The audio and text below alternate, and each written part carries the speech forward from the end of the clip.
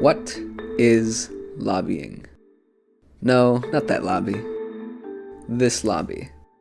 It's a word you see almost any time you turn on the news. It's a term many people hear. Maybe they vaguely understand it, but not everyone really grasps the action that goes along with the word. Lobbying is the practical embodiment of the seldom appreciated First Amendment right, the right to petition. The right to petition states that all citizens of the United States are guaranteed the right to write, meet with, and to air their grievances with the government. Lobbying is a type of petition in which a representative, who typically works for a special interest group, corporation, or individual, meets and converses with a government official and tries to persuade them to vote in favor of the viewpoints of whomever they represent. Sounds harmless, right? The issue with this practice comes with the very vague concept of persuasion. Anybody can petition the government, but what's stopping you and I from being a lobbyist? The answer is money. Petition changes from a simple phone call to lobbying when you add gifts to the mix. Gifts come in the form of baskets, products, or, a lot of the time, cash. This tips the scale of political influence heavily in favor of the rich and elite. How can the average person truly be represented when Congress is making decisions based on whoever gives them the most gifts?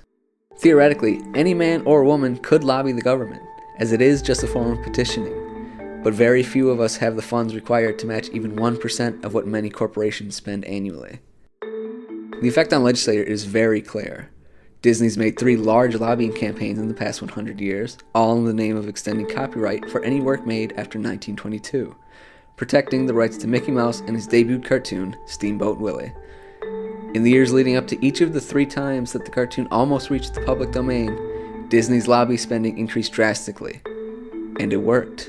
Copyright terms have extended upwards of 75 years since their lobbying campaigns began in the 60s. The very act of lobbying is a loophole. A corporation cannot directly send money to a congressman, as that would be a bribe. However, if they hire an individual to take the congressman to dinner and hand him a check, so long as he is registered with the Secretary of State as a lobbyist, it's now legal. Former lobbyist and film producer Jack Abramoff puts it into perspective by saying, "You can't take a congressman to lunch for $25 and buy him a hamburger or steak or something like that. But you can take him to a fundraising lunch and not only buy him that steak, but give him $25,000 extra and call it a fundraiser, and have all the same access and all the same interactions with that congressman." So, what can we do?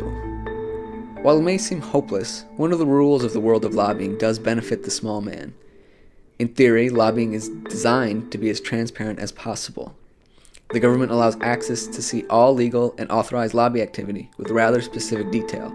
Such data is available at sites like Open Secrets. This gives the American people the chance to pinpoint which of their representatives accept money from special interest groups, how much, and from who, so that they can alter their voting accordingly.